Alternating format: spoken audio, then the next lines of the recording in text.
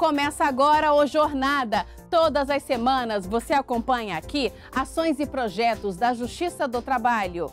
O programa é produzido pelo Tribunal Superior do Trabalho em parceria com os 24 Tribunais Regionais do Trabalho e com o Conselho Superior da Justiça do Trabalho.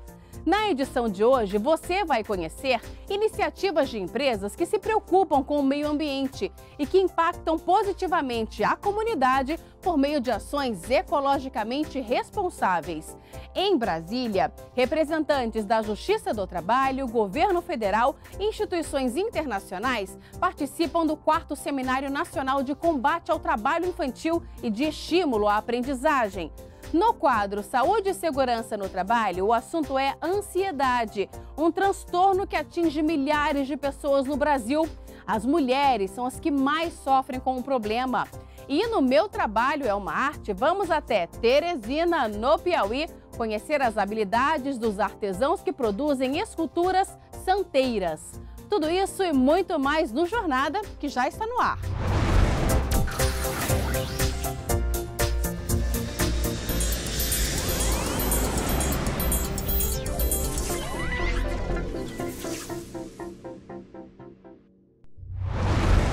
Muitas empresas se preocupam com o meio ambiente e desenvolvem ações ecologicamente responsáveis que vão além daquelas iniciativas mais comuns, como deixar de usar copos descartáveis, recolher pilhas e materiais eletrônicos, separar o lixo, entre outras medidas.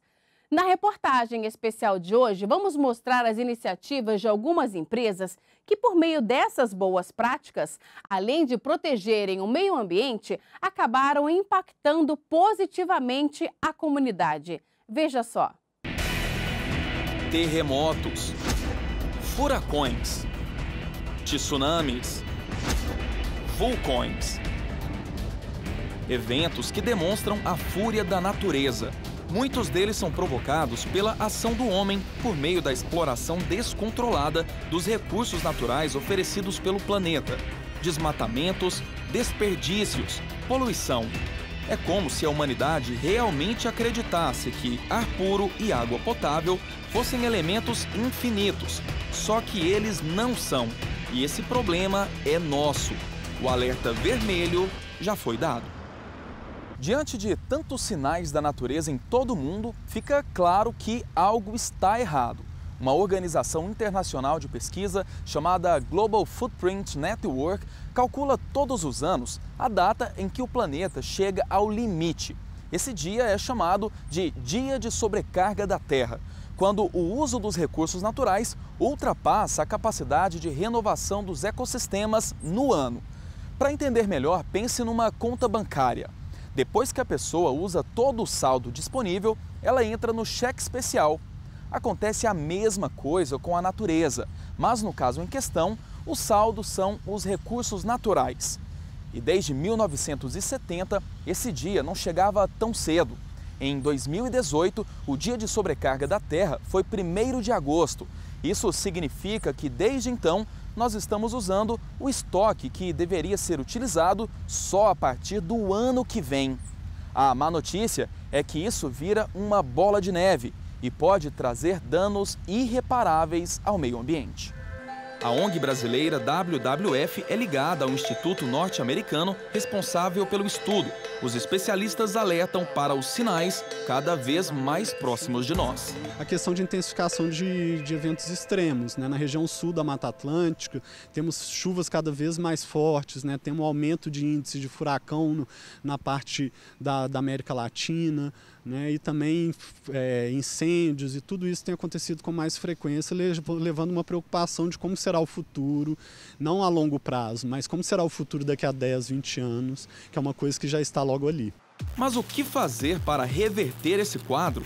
Ambientalistas dizem que essa pergunta é o ponto de partida para uma transformação necessária e urgente. A boa notícia é que muitas pessoas já têm a resposta. Mais do que isso, a fórmula para o caminho da mudança ou da esperança.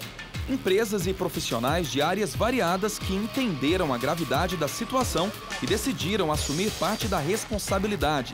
Nós fomos atrás dessas pessoas e encontramos o Paulo, presidente do Instituto Ecozinha. Ele é empresário do ramo alimentício e percebeu que o volume de lixo produzido pelo restaurante dele era muito grande. Foi quando decidiu fazer uma mudança radical. Passou a dar destinação correta a tudo que era dispensado. Fez até uma tabela enorme na cozinha para ser seguida por toda a equipe. E mais, excluiu do próprio vocabulário a palavra lixo. Agora tudo é resíduo. A ideia pegou e ganhou adeptos. Hoje o Instituto Ecozinha conta com 63 associados na área de bares e restaurantes que fazem o mesmo trabalho que o Paulo. O que a gente fez? A gente tirou aquilo que se chama de lixeira das cozinhas e separamos contentores em uma área específica e dentro da área de produção fica só um baldezinho onde se coloca o que é resíduo orgânico. Então, uma vez esse balde cheio, você coloca num balde maior e que vem um caminhão próprio para isso, pega esse balde grande e leva para a compostagem. Então, separação na origem. Os resíduos são separados em 4 tipos. Orgânico, que é tudo que vem da natureza, como restos de comida, por exemplo. Reciclável, tudo que vem da indústria e pode ser reaproveitado. Vidro, que é 100% reciclável. E rejeito, aquilo que não serve mais. Depois de separados, os resíduos ficam armazenados nesses bunkers até serem coletados. Cada um vai para a destinação correta. Aliás, quando se mistura tudo, aí sim vira lixo, porque perde todo o valor e acaba indo para o aterro sanitário, que não consegue dar o tratamento correto. Resultado, essa prática acaba afetando o ar com a produção de gás metano e o solo com o chorume que escorre até o lençol freático. Bom, mas voltando às boas práticas, é na hora da coleta que aparece outra pessoa fundamental no processo, o Hugo. Ele abriu uma empresa de coleta que busca resíduos orgânicos em todo tipo de estabelecimento, seja comercial ou residencial. Eu decidi entrar nesse ramo porque eu percebi que o lixo não era um problema, e sim uma solução. Mas para isso bastava que alguém assumisse a responsabilidade de estar coletando esse resíduo e encaminhando para a compostagem, realizando a reciclagem desses micro e macronutrientes que estão no resíduo orgânico. Depois de realizar a coleta em vários restaurantes, lá vai o Hugo levar os resíduos para a compostagem, que pode ser considerada um tipo de reciclagem da matéria orgânica. E olha como tratar bem a natureza também gera emprego e renda. É nessa hora que a gente conhece o Romero, outro empresário que faz a diferença em prol do meio ambiente. Neste viveiro, Romero comercializa plantas ornamentais. E lá no fundo do lote tem um espaço reservado para compostagem, que transforma resto de comida em um composto rico em nutrientes e que pode ser usado como adubo na produção de novos alimentos. No final de todo esse processo, eu consigo ter esse composto orgânico limpo, isento, né? Inclusive com bons nutrientes, né? Não tem cheiro. Eu posso utilizar nas plantas, na horta, no jardim das casas e até na produção agrícola mesmo em geral. Projetos de reflorestamento. Privilégio que não é exclusivo. Quem pensa que só dá para fazer essas coisas em pontos comerciais está enganado. Prova disso é a Flávia. Ela faz a separação dos resíduos orgânicos dentro de casa e entrega tudo para o Hugo levar para o Romero fazer a compostagem. A empresária aprendeu a respeitar o meio ambiente com o pai e não parou mais de pesquisar sobre o assunto. Com ela não tem corpo mole, é da teoria direto para a prática. 2 anos para cá eu passei a conhecer outros processos de compostagem, onde recebem também os alimentos cozidos, cascas de cítrico, o papel toalha, o guardanapo da cozinha, outros resíduos orgânicos que a gente normalmente descarta para o aterro. Conhecendo isso, eu também conheci o pessoal que faz a coleta em residências. Não para por aí. Em todo o país existem milhares de pessoas e instituições dispostas a contribuir para a conservação da natureza. Profissionais de várias áreas que usam do conhecimento para fazer algo a mais, pensar fora da caixa. O Frederico é outro baita exemplo. Ele é um engenheiro civil que, com o tempo, acabou se especializando em construções sustentáveis. A primeira mudança na vida dele veio de casa. Literalmente, ele construiu uma casa de bambu. Um bambu usado na construção, ele vai ter um gasto energético.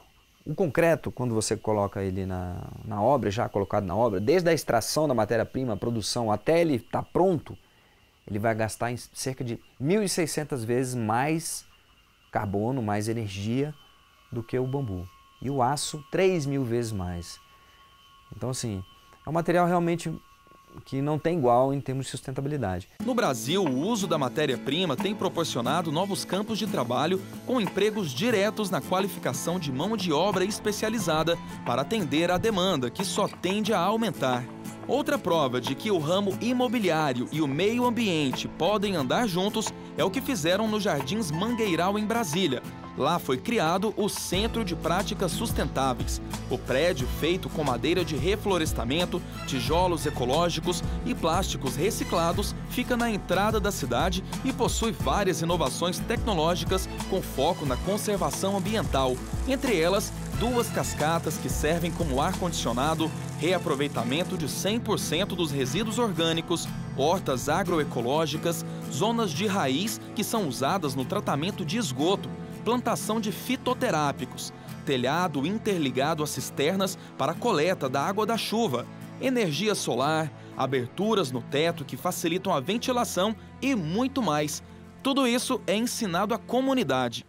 O objetivo é justamente esse, que as pessoas possam perceber que elas podem ter essa tecnologia em casa. E com isso, quando as pessoas vêm visitar o espaço, elas conseguem perceber como elas podem utilizar dessas técnicas para melhorar o seu ambiente. Boas práticas que podem salvar o mundo. Iniciativas simples que se tornam poderosas com a contribuição de todos. Medidas urgentes feitas no presente para garantir a existência de um futuro próximo.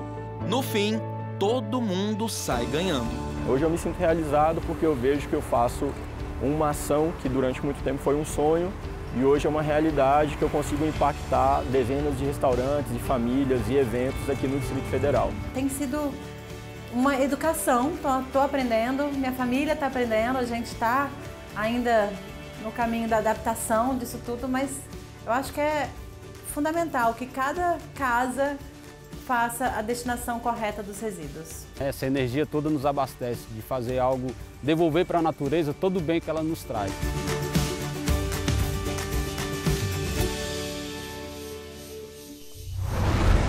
No próximo bloco, no quadro Saúde e Segurança no Trabalho, o assunto é ansiedade, um transtorno que afeta a vida das pessoas em todos os aspectos. E ainda hoje, vamos até Teresina, no Piauí, conhecer as esculturas de santos feitas por artesãos locais. Nós voltamos em instantes.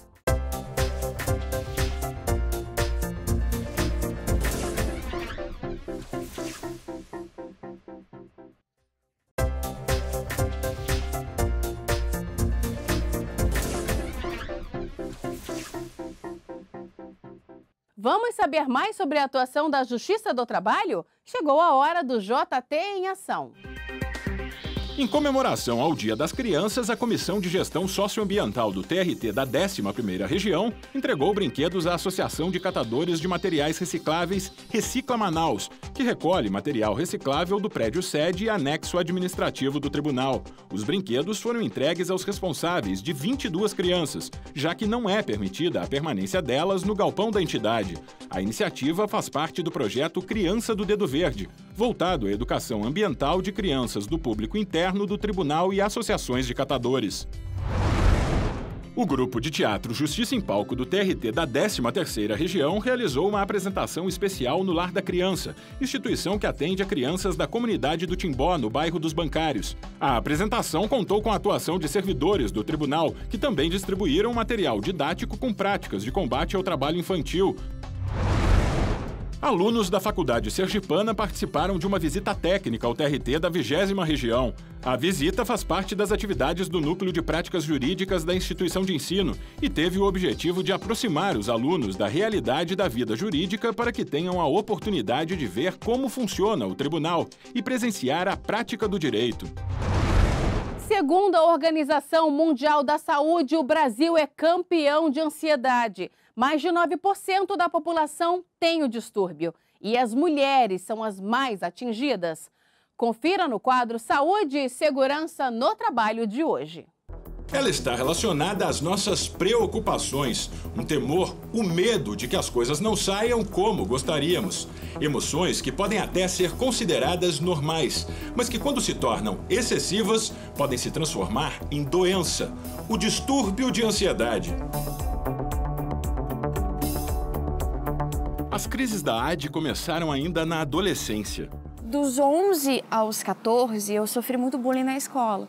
Com 14 anos, a minha mãe me tirou da escola, me colocou em outra, e mesmo assim eu tinha pavor de ir para aquela escola. Eu tinha medo que fosse acontecer a mesma coisa. E eu começava a sentir falta de ar, dor no peito, eu me tremia inteira, eu achava que alguma coisa muito ruim ia acontecer comigo. Ela buscou tratamento médico e descobriu que sofria de ansiedade. Momentos de sentimentos muito fortes, o que para qualquer pessoa daria uma ansiedade, para mim não é uma ansiedade normal. Para mim é uma ansiedade em que eu vou travar. Eu vou travar, eu vou chorar, eu vou sentir falta de ar, eu vou querer roer as unhas, vou querer roer os dedos, eu não vou conseguir lidar. Com o tempo, as crises diminuíram, mas nunca deixaram de existir totalmente.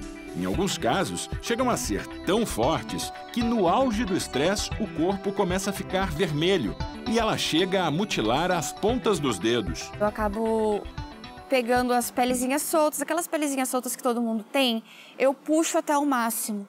E a dor que eu sinto me faz bem. Eu me acalmo. Parece que o meu cérebro ele se foca numa coisinha só.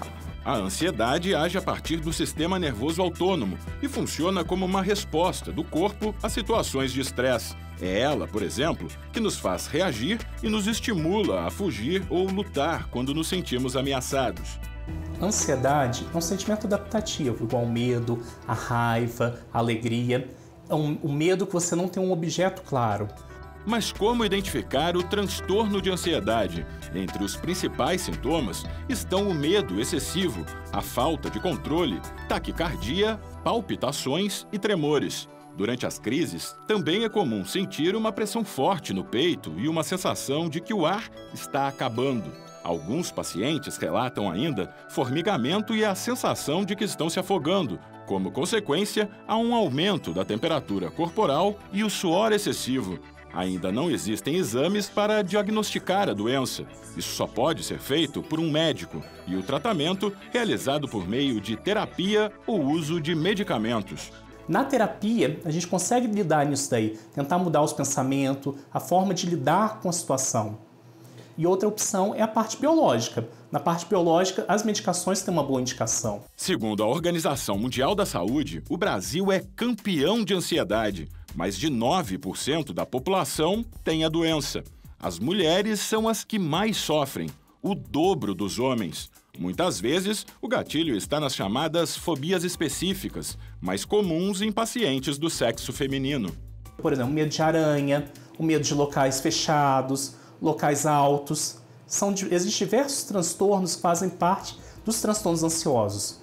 A ansiedade não tem cura e, se não for tratada da forma correta, pode evoluir para outras doenças. As chances disso ocorrer são altas. Estudos mostram que 1 em cada 4 pacientes com ansiedade desenvolve algum tipo de depressão. A prática de esportes ou atividades físicas ligadas à arte também são aliados importantes no combate à doença. A AD encontrou no violão e nas aquarelas o equilíbrio que o cérebro tanto precisa para se acalmar. Aquele tempo em que eu fico pensando aonde vai o pincel, onde vai cada coisa, foca tanto que às vezes eu consigo escapar.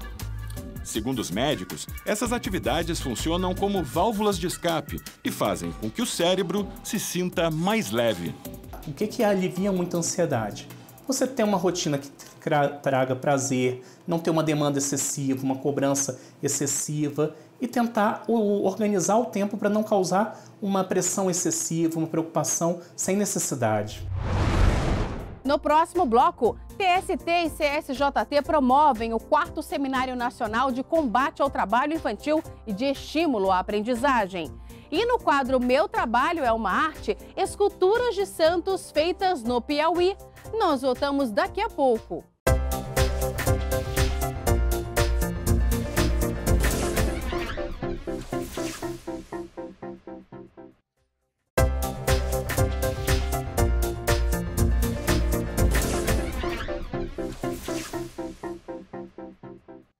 Representantes da Justiça do Trabalho, do Governo Federal, além de integrantes de instituições internacionais, se reuniram no Tribunal Superior do Trabalho, em Brasília, para discutirem formas de combate ao trabalho infantil. Os debates ocorreram durante o 4º Seminário Nacional de Combate ao Trabalho Infantil e de Estímulo à Aprendizagem. Confira. O 4º Seminário Nacional de Combate ao Trabalho Infantil e de Estímulo à Aprendizagem foi promovido pelo Tribunal Superior do Trabalho e pelo Conselho Superior da Justiça do Trabalho. O evento contou com palestras, apresentação de vídeos e de dados estatísticos sobre o trabalho infantil no Brasil e de um documentário produzido pela Coordenadoria de Rádio e TV do TST, que mostra os benefícios da aprendizagem na vida de jovens brasileiros. Durante o evento, os participantes debateram os impactos do trabalho infantil, que atinge mais de 2,5 milhões de crianças e adolescentes no Brasil. O presidente do TST, ministro Brito Pereira, destacou que o Estado e a sociedade civil devem promover políticas públicas para evitar que crianças e adolescentes ingressem precocemente no mundo do trabalho e ressaltou que o seminário tem o objetivo de dar visibilidade ao assunto. Esse seminário se propõe a isso, a ouvir profissionais, a ouvir os nossos gestores, trazer as experiências que nós estamos experimentando lá, estamos acompanhando nos tribunais regionais do trabalho e nas cooperativas, dos centros de triagem que em alguns estados nós já temos, para tirar essas crianças do trabalho e levar para a escola, mas precisa que o Estado desenvolva políticas também. A coordenadora do Programa de Combate ao Trabalho Infantil e de Estímulo à Aprendizagem, ministra Kátia Magalhães Arruda, frisou que o seminário fomenta a erradicação do trabalho infantil e reforça o cumprimento da Lei da Aprendizagem. A Lei da Aprendizagem diz que as empresas devem ter aprendizes, as empresas de porte médio e grande, de 5% a 15%. Então, o que isso significa para a vida dessa empresa e desses jovens? Para a empresa, ela vai ter um trabalhador que no futuro poderá ser contratado já tendo se qualificado pela própria empresa. Então, é uma grande vantagem. E para o jovem, é uma possibilidade de futuro. Lá ele vai aprender novas técnicas, ele vai conciliar educação, técnica e trabalho. Então isso com certeza é essencial para a vida dele. Um dos painéis do seminário discutiu o trabalho infantil escravo. A temática foi proposta pelo diretor da ONG Repórter Brasil, Leonardo Sakamoto.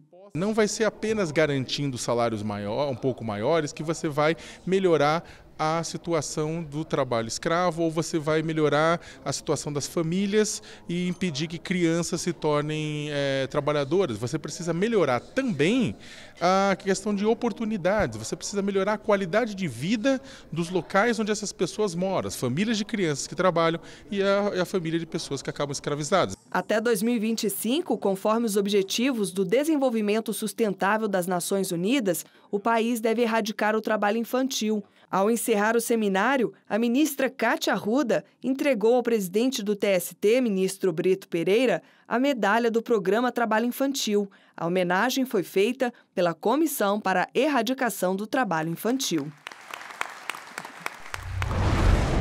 A devoção aos santos é uma tradição no Nordeste do Brasil que ultrapassa gerações. Mas o que para muitos é exemplo de fé e devoção, para outros significa trabalho. A confecção dessas imagens exige técnica, habilidade e muito talento. Elas passam pelas mãos dos artesãos santeiros de Teresina, no Piauí. E esse é o tema do quadro Meu Trabalho é uma Arte de hoje.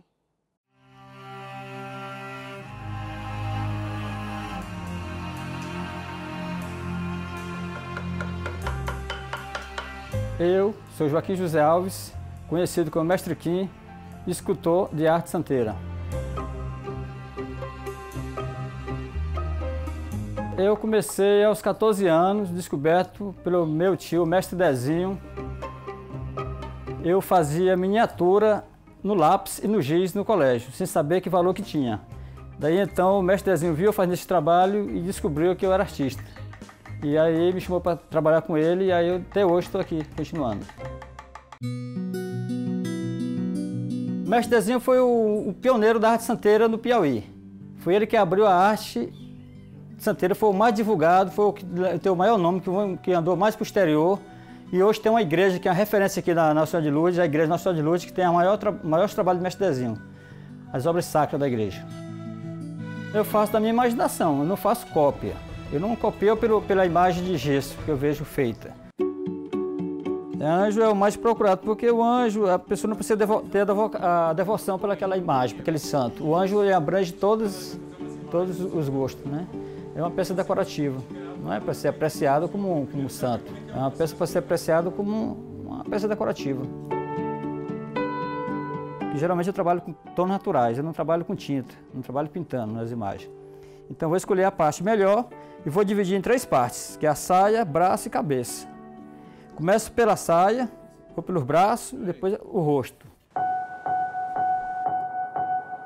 Dependendo do tamanho da imagem, se for imagem desse tamanho, 20 dias, 30 dias. Se for imagem de 1 metro, vou passar 1 mês, 2 meses numa peça dessa. Se for uma imagem de 2 metros, tamanho natural, é 3 meses. A cera é o final de todo procedimento. Então, depois da cera é só botar o nome, assinar e embalar e despachar.